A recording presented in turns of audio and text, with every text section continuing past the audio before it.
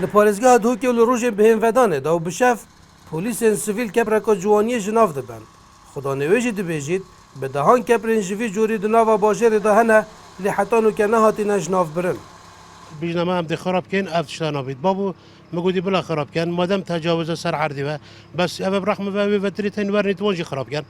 هاجا دوما جي قرار وانا قلت هاجا جاني جبت منطقه بلا بمينيت بلا بين صور كان ساكن هاجا كريده جبت منطقه بلا خراب كان او بلا برياده انا ازيدم او حكمه او شلوانا نامنا سەرەڕای و binivîsîneka Rêveberiya Baxçan li Duhokê razamendî hatiye dan ku ew kebra nehête xirabkirin lê pêgirî bi wê nivîsînê nehatiye kirin. هر رو بلدیات تاتیتن به کپری دراکه و وش ما وقت نهده کپری تاین ما بو جانیا اینا دانه بری هر رو تن وقت شرطه تاتین و همیه تاتین اول شخص که هود کته ها تاثیر بو محافظه فریا محافظه شنی بو مدیر بلدیاتی فریاد شخص که هود کته نه مثلا 10 کپری دیت هاین بلا هر داخل خراب بلا مش خراب کرد ما پیک وجه دانه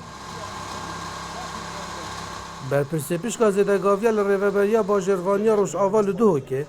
xuya diket ku gelek caran hind kes rojanên bihênvedanê bi xwe bi derfet zanin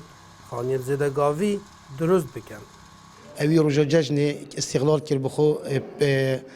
شبکه وساکو على اساس حکمت نینا بلدی نینا اوی رجا جشن ها دست طاوته هم چون مگوته او تدروش مولات کو کبرات خراب نبتن کبرا خوب بود یادی به مگوندی بله هر وصاب فایده درکت ام رجا چاری جشن چون درو که حدیقه يقفل كي يعني وصب مديار بكو اي بز بخ يا خو شخصي وبالعلم او حديقه هوالات يخرجه Li parêzgeha Duhokê bi sedan xaniyên zêdegavî hene hind ji wan zêdegaviya jî xanî û baxçên berpirsan e lê tenha hikûmeta Herêma Kurdistanê hiç çareseriyek bû nedîtiye. Şîmalberçî NRT Duhok.